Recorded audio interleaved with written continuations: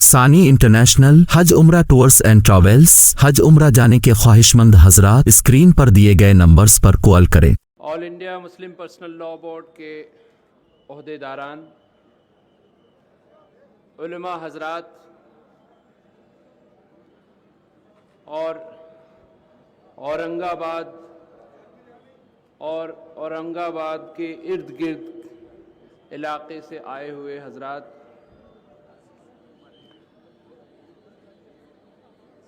دیکھیے یہ قانون جو وقف کا قانون 2024 میں اسے بدلنے کی کوشش شروع کی گئی اور 2025 میں اس کو انجام دیا گیا۔ سب سے پہلے اس قانون کو لانے کے پیچھے جو گورنمنٹ کا انٹینشن ہے، جو ان کی منشا ہے، سب سے بڑا سوال اس منشا پر ہے۔ چونکہ میں وکیل ہوں تو اس کو قانون کے دائرے میں آپ کے سامنے رکھنا چاہتا ہوں۔ ہندوستان میں صرف مسلمان وہ مذہبی عقیدہ نہیں ہے جس کے پاس اس طرح کے مذہبی عقیدے کی بنیاد پر کریٹ کیے گئے پراپرٹیز، چاہے وہ موویبل پراپرٹی ہو یا اموویبل پراپرٹی ہو، جس کو رکھنا اور اس کو استعمال کرنا اور اس کو مینج کرنے کا حق اور اختیار دیا گیا ہو۔ دوسرے مذاہب میں بھی اسی طرح کی گنجائش ہے اور ہندوستان کے دستور کے اندر اس کی گنجائش رکھی گئی ہے۔ چونکہ دستور ہند نے ہندوستان کے ہر شہری کو برابری کا اختیار دیا ہے، تو کیا ہندوستان کے مسلمانوں کو اس برابری کے اختیار سے محروم کیا جائے گا؟ آج یہ سوال ہے۔ دوسری بات یہ ہے کہ اگر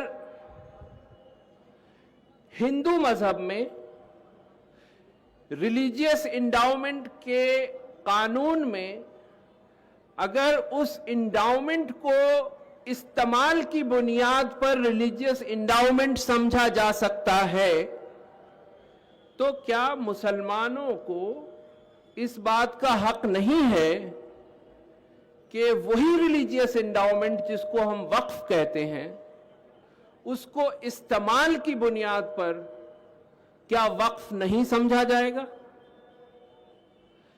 یہ ہندوستان کے دستوری نظام کے سامنے یہ ایک بہت بڑا سوال ہے۔ یہ برابری کا سوال ہے، یہ مذہبی عقیدے کو برقرار رکھنے کا سوال ہے۔ اس بیک گراؤنڈ میں مجھے یہ کہنا ہے کہ حکومت اگر آج یہ کہتی ہے کہ وقف بائی یوزر، جس وقف کو آپ نے 200 سال سے استعمال کیا ہو اور کسی وجہ سے اس کا رجسٹریشن سرکاری دفتر میں نہیں ہوا ہو، تو کیا اس کو حکومت لے لے گی؟ کیا حکومت اس پراپرٹی کو قانون بنا کر لے لے گی جو پراپرٹی کبھی حکومت نے ہمیں دی ہی نہیں؟ جو چیز اگر حکومت نے نہیں دی، کیا اس کو حکومت کو واپس لینے کا اختیار ہے؟ یہ ایک سوال ہے۔ جو ابھی کا اسکیم آیا ہے 2025 کے امینڈمنٹ کے ذریعے، اس اسکیم کو اگر پڑھا جائے، سمجھا جائے، جو قانون داں حضرات نے سمجھا ہے، جس میں میں نے بھی اس کو سمجھنے کی کوشش کی ہے، تو اس اسکیم کا ایک مقصد ہے جو بہت واضح ہے. وہ مقصد وقف کے بنیادی اصول پر حملہ ہے. وہ کیسے ہے؟ وقف اگر ایک بار کر دیا جائے تو تا قیامت وہ وقف ہو جاتا ہے. اس کو اسلامی عقیدہ بھی یہی کہتا ہے کہ وہ ایک بار وقف کر دیا وہ ہو گیا. جو ہندوستان میں 100-150 سال سے عدالتوں کے ذریعے فیصلے آئے، لیجسلیچر کے ذریعے قانون بنائے گئے، اس میں بھی اس بات کو تسلیم کیا گیا کہ اگر ایک بار وقف ہو جائے تو وہ ہمیشہ کے لیے وقف ہو جاتا ہے. اس نئے قانون کے تحت ایک جو سب سے بڑی بات کی گئی ہے وہ یہ ہے کہ اس بنیادی اصول کو توڑ دیا جائے. وہ اس طرح توڑ دیا جائے کہ سرکاری مداخلت اتنا بڑھا دیا جائے اس میں کہ جو موجودہ وقف ہے اس کو وقف سے نکال کر نان وقف کر دیا جائے. وہ کیسے ہوگا؟ وہ اس طرح ہوگا کہ سرکاری جو سب سے چھوٹا ایک ملازم ہوتا ہے جو پٹواری ہوتا ہے، اور جو سب سے بڑا گورنمنٹ کا آفیسر ہوتا ہے چیف سیکریٹری ہوتا ہے، پٹواری سے چیف سیکریٹری تک کو اس طرح کے اختیار دے دیے جائے کہ جو ایگزسٹنگ وقف ہے اس میں وہ اس طرح کی چھیڑخانی کرے کہ آگے چل کر اس پراپرٹی کو وقف سے نکال کر نان وقف کر دیا جائے. اور جب اس کو نان وقف کر دیا جائے گا تو وہ مارکیٹ میں سیل کے لیے اویلیبل ہو جائیں گی. اس میں مساجد بھی آئیں گی، اس میں قبرستان بھی آئیں گے. اسی طرح اسی اسکیم کا دوسرا حصہ ہے کہ اگر آپ کوئی نیا وقف تشکیل دینا چاہتے ہیں تو اس میں اتنی ساری ٹیکنیکل ایشوز کریٹ کر دیے جائیں تاکہ آپ نیا وقف اس قانون کے حساب سے نہ بنا سکیں. اور جب ایک نیا وقف اگر آپ نہیں بنا پائیں گے تو وہ پراپرٹی مارکیٹ میں سیل کے لیے اویلیبل ہوں گی. تو ایک مقصد جو اس قانون کا دکھ رہا ہے وہ یہ ہے کہ زیادہ سے زیادہ وقف کی پراپرٹیز کو آپ نان وقف کر دیں، اتنی الجھنیں کریٹ کر دیں جس سے نیا وقف نہ بن پائے، نہ اس کی تشکیل ہو پائے، اور گورنمنٹ اس کو وقف ریکگنائز نہ کر پائے.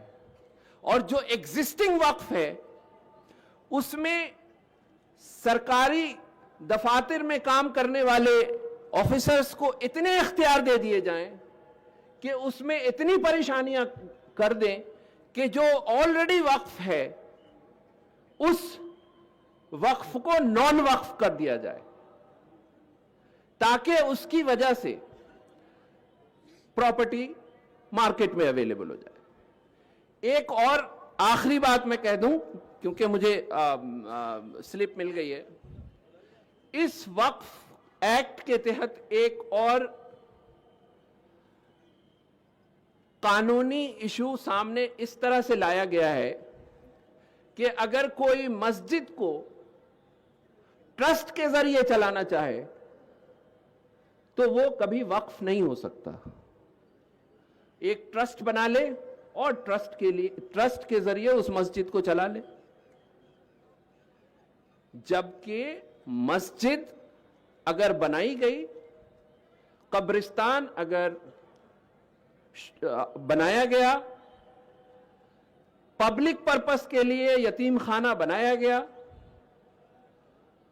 تو وہ ہمیشہ کے لیے وقف ہو گیا. یہ اسلامی کانسیپٹ ہے جو مجھے تھوڑا بہت سمجھ میں آتا ہے اس کو.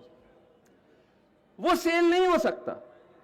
لیکن یہ قانون اس بات کی اجازت دیتا ہے کہ اگر آپ کو وقف کریٹ کرنے میں پرابلم ہو رہی ہے, جو کہ گورنمنٹ نے جان بوجھ کر پرابلم کیا ہے, تو پبلک ڈسکریج ہوگی, وقف کریٹ نہیں کیا جائے گا, اور وقف کریٹ نہیں کیا جائے گا تو وہ ٹرسٹ میں جائیں گے, اور چونکہ ٹرسٹ میں اگر آپ چلے گئے تو 20 سال کے بعد کوئی ایسا آدمی آئے گا, وہ کہے گا کہ اس کو فروخت کر دیا جائے کیونکہ یہ ٹرسٹ کی پراپرٹی ہے, یہ تو وقف ہے ہی نہیں. تو اس لیے ونس اے وقف آلویز اے وقف ٹرسٹ پر لاگو نہیں ہوگا, اور جتنی پراپرٹی وقف ٹرسٹ کے ذریعے آئیں گی وہ کبھی بھی بیچی جا سکتی ہے. تو یہ جو ہے, یہ جو پورا کا پورا اسکیم ہے, وہ اسکیم بالکل قبول کے لائق نہیں ہے, اور اس کو ہم پوری طرح سے ریجیکٹ کرتے ہیں. عدالتوں میں بھی اس کی بحث چل رہی ہے. عدالتوں میں جو باریکیوں پر بحث کی جا رہی ہے اس کو آپ کے سامنے نہیں رکھا جا سکتا کیونکہ وہ سب جوڈس ایشو ہے. اس لیے یہ تحریک جو ہے اس کو میں سمجھتا ہوں کہ یہ بہت اہم تحریک ہے.